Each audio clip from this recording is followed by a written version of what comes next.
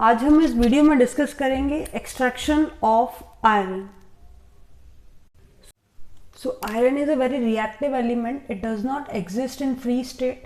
It reacts with oxygen, or we can say sulfur, and the carbonate form its ore. For example, the most common ore is the hematite, that is Fe2O3.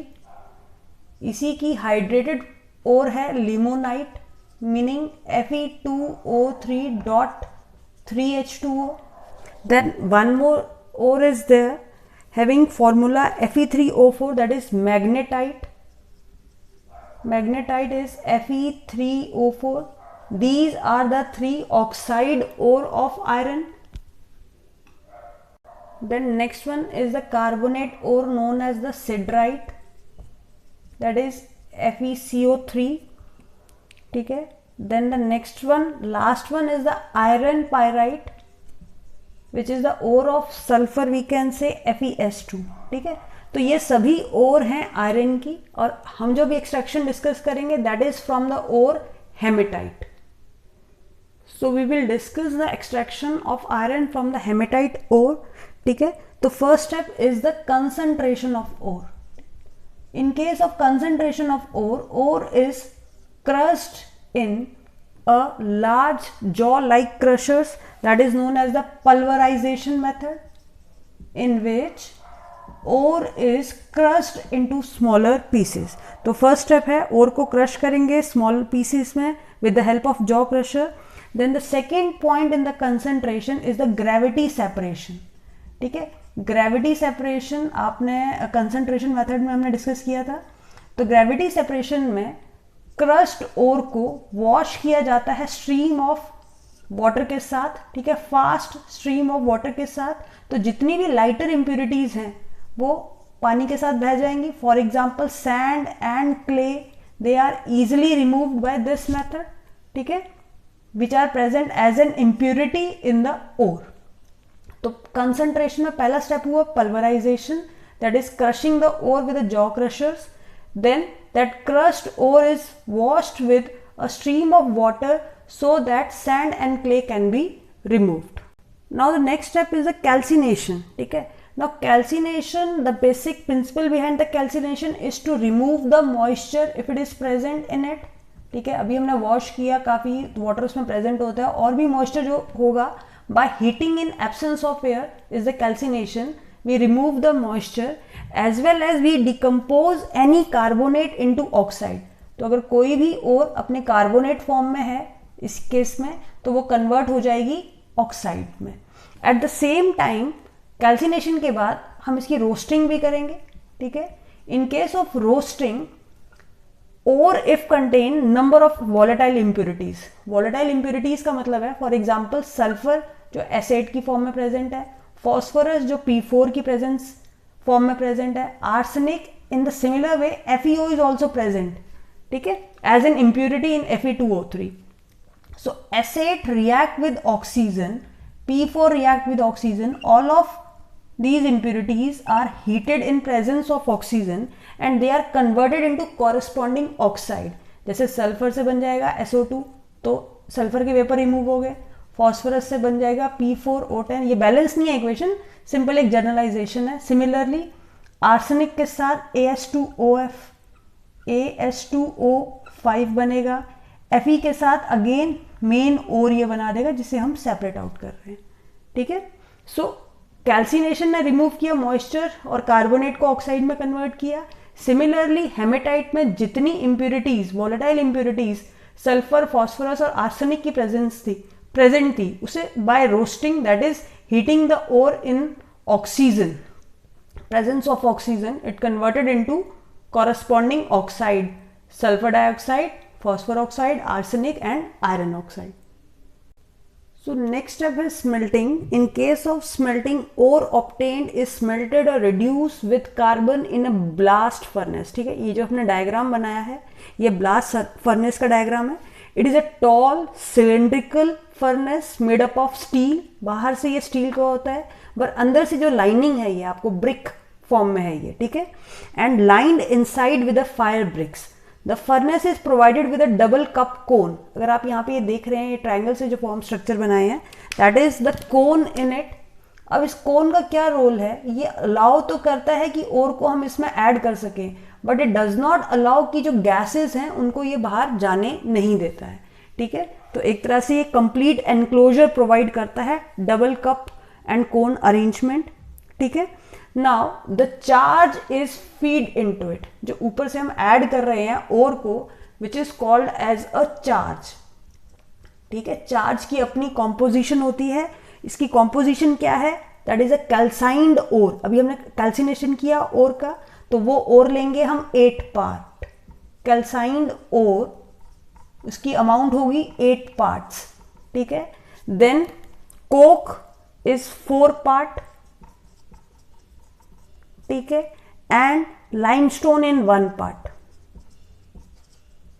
ये concentration लेने का एक method है जिसमें एक amount होगी कि अगर हमने 8 पोर्शन कैल्साइंड ओर लिए है तो उसमें उतना ही 4 पोर्शन कोक ऐड करेंगे, that is a carbon, and 1 portion limestone add करेंगे। तो इन तीनों के मिक्सचर को हम चार्ज बोल रहे हैं, जो हम यहाँ पे जो मैंने ब्लू से डॉट बनाए हुए हैं, यहाँ से हमने इसको ऐड किया, ठीक है। और डबल कोन अरेंजमेंट प्रिवेंट करेगी एस्केप ऑफ गैसेस, ठीक है।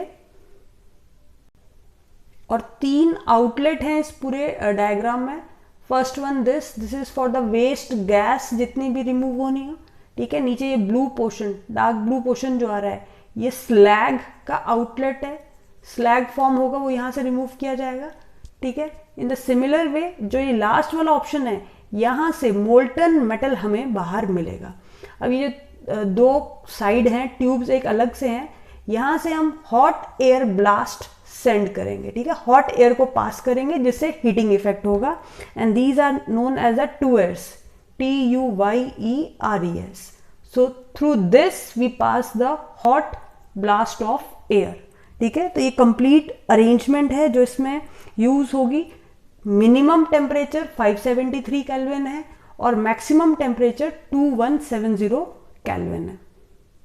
सो इस पूरे ब्लास्ट फर्नेस में iron oxide ore, that is Fe2O3 we can say, और FeO, ये कंप्लीटली रिड्यूस होगी with coke and carbon monoxide. वो कैसे, अब हम वो रिएक्शन इसमें डिस्कस करेंगे जो 5 जोन में यहां पे रिएक्ट होंगे।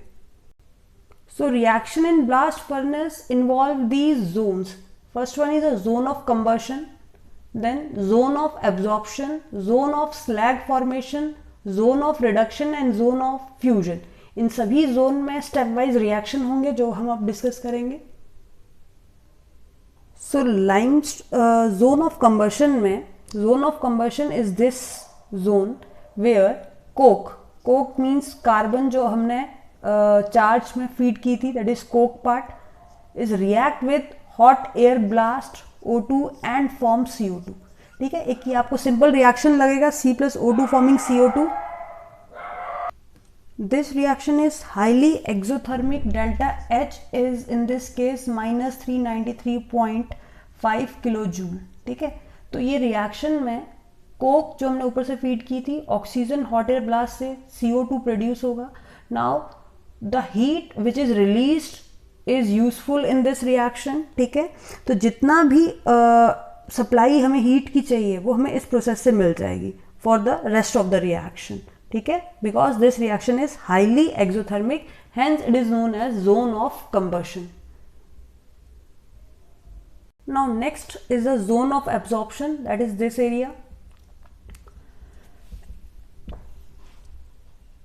So as the CO2 which is formed here rises up, ठीक है, CO2 rises up, it again combine with coke and form the carbon monoxide.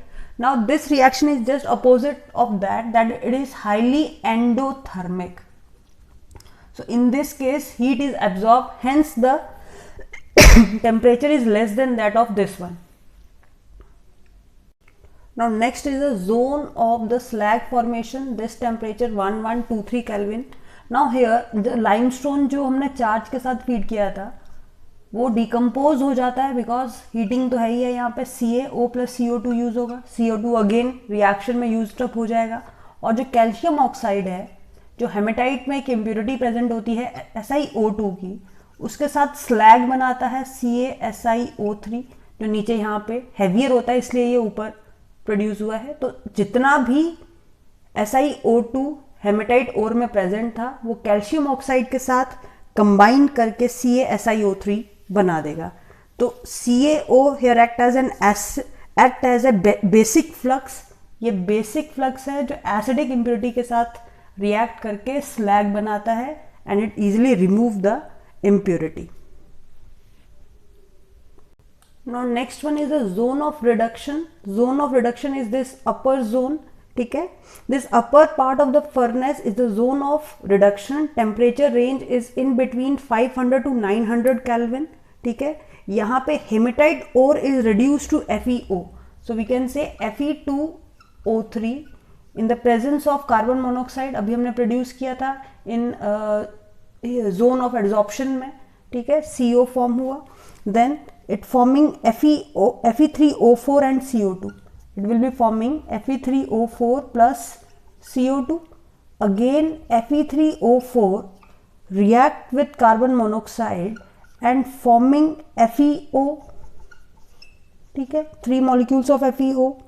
Then again Fe2, this one Fe2O3 in presence of carbon monoxide again forming FeO, ठीक है। तो series of step है, हर एक case में जो product आएगा वो FeO है, और अगर Fe3O4 बना है तो वो फर्दर कार्बन मोनोऑक्साइड के साथ रिएक्ट करके FeO बनाएगा, और साइड प्रोडक्ट CO2 है। CO2 भी यूजफुल है क्योंकि वो फर्दर कोक के साथ रिएक्ट करके अगेन कार्बन मोनोऑक्साइड बनाता है, which is required as a reducing agent in this case, ठीक है। बैलेंसिंग के लिए हम यहाँ पे 3Fe और इस केस में ट्वाइस कर लेंगे, बाकी इक्वेशन बैलेंस ही है, ठीक है। So important point, zone of reduction, ये टेम्परेचर रेंज आपको पता होनी चाहिए। रिएक्शन में चाहे Fe2O3 है या Fe3O4 है, Fe2O3 Fe3O4 बना रहा है, और Fe3O4 और Fe2O3 अगेन कार्बन मोनोऑक्साइड के साथ रिएक्ट करके डिफरेंट टेम्परेचर रेंज पे ये प्रोडक्ट फॉर्म कर रहे हैं। सो टेम्परेचर रेंज है 573 से 673, 773 से 873, 773 से 873 केल्विन में ये तीनों रिएक्शन हो रहे हैं। अब एक इम्पॉर्टेंट पॉइंट ये है कि पूरे रिएक्शन में कोक तो प्रेजेंट है ही है, क्योंकि हमने ये ऊपर चार्ज में से फीड किया था।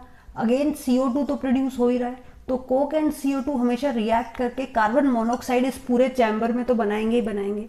तो नाउ अब जो FeO, अभी जो आपने रिडक्शन वाली रिएक्शन की है, हर एक केस में FeO बना, तो वो कार्बन मोनोऑक्साइड जो यहाँ पे स्ट्रॉन्ग रिड्यूसिंग एजेंट है वो इसको कन्वर्ट कर देगा Fe plus CO2।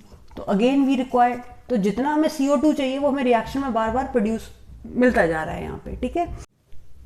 So next जो एक और प्रोडक्ट था दैट इज Fe2O3, वो कोक के साथ रिएक्ट कर रहा है, ठीक है। 3 molecules of Coke forming Fe plus 3CO, ठीक है, 2Fe प्लस 3CO। सो ये दोनों ही रिएक्टेंट यहाँ अवेलेबल हैं इजीली। ये प्रोडक्ट बने थे रिडक्शन प्रोसेस के जो भी हमने दिया। अब उसी की further reduction by carbon monoxide and coke give us the molten metal which is collected here. ये डॉटेड फॉर्म में है, वो नीचे सेटल डाउन हो जाएगा, ठीक है। So next is zone of fusion. This lower section is known as the zone of fusion, ठीक है। This lower part of the furnace, here temperature is range between 1423 Kelvin to 1673 Kelvin, ठीक है। Iron melts and dissolves small amount of, अभी भी इसमें impurities present है, that is of carbon, sulfur, phosphorus, silicon and manganese, ठीक है। These have been formed by reduction of impurities of sulfate, phosphate and silicate. As such, sulfate or we can say phosphate are present as an impurities in hematite, तो उन्हीं से ये यहाँ पे molten metal में आ गए हैं, ठीक है। The slag CaSiO3 also melt in this region. It gets collected over molten iron. तो iron heavier है तो वो नीचे आएगी, और जो slag है वो ऊपर कलेक्ट हो जाएगा यहाँ पे। Now this molten iron which we obtained here is known as the pig iron, ठीक है। So this one is a pig iron which contain 4% carbon and traces of sulfur, phosphorus, silicon and manganese. तो यहाँ पे जो हमें obtain हुई वो pig iron हुई, which contain 4% carbon and traces of these impurities. It can be changed or we can say molded into variety of shape. ठीक है, तो जो पिग आयरन है, पिग आयरन को हम कास्ट कर सकते हैं वेरियस शेप में. Now when the pig iron is melted and hot air blast is passed over it. अब हमने इसके ऊपर हॉट एयर ब्लास्ट को पास किया, ठीक है, इस मोल्टन आयरन के ऊपर. Then it is converted into cast iron where the content of now carbon will be reduce. क्योंकि ये कार्बन है वो ऑक्सीजन के साथ रिएक्ट करके कार्बन डाइऑक्साइड बना देगा. सिमिलरली अदर इम्प्यूरिटीज भी इसमें से रिमूव हो जाएंगी. ठीक है, so this is called a cast iron. It is comparatively hard and brittle then the pig iron. तो यही डिफरेंस हुआ कि पिग आयरन में ये सब इम्प्यूरिटीज प्रेजेंट है, कास्ट आयरन में कार्बन का कंटेंट भी कम हो जाता है और इम्प्यूरिटीज भी कम हो जाती है. और अब अगर हम फर्दर कास्ट आयरन को एक फर्नेस में हीट करें, दैट इज रिवर्बिरेटरी फर्नेस में, then it is converted into a wrought iron. ठीक है, तो ये तीनों आयरन का कई बार डिफरेंस पूछा जाता है, pig iron, cast iron and wrought iron. ठीक है, तो ऑब्वियस है रॉट आयरन में कार्बन का कंटेंट कास्ट आयरन से भी कम होगा. तो जो पिग आयरन में 4% के अराउंड था वो रॉट आयरन में आते आते कार्बन कंटेंट 0.2 से 0.5% कंटेंट रह जाता है. ठीक है, in the similar way impurities और also quite less as compare to the cast iron. ठीक है, in order to prepare wrought iron, cast iron is heated in a reverberatory furnace. जैसे कि ये फर्नेस होता है, एक और फर्नेस है that is a reverberatory furnace. ठीक है, the impurities of sulphur, silicon and phosphorus are converted into their volatile oxide. जैसे फॉर एग्जांपल हमने फर्स्ट पार्ट में किया था कि S8 है वो SO2 बना रहा है, P4 है वो P4O10 बना रहा है. तो इन the similar way rot iron में भी कास्ट आयरन से बनते बनते वो सभी इम्प्यूरिटीज रिमूव हो जाती हैं. And so we can say wrought iron is very soft, malleable and ductile. ठीक है, presence of little impurities is there but it is somewhat tougher and resistant toward rusting. It is used for making magnet and dynamos for electric motor and also the manufacture of nails, chairs and bolts.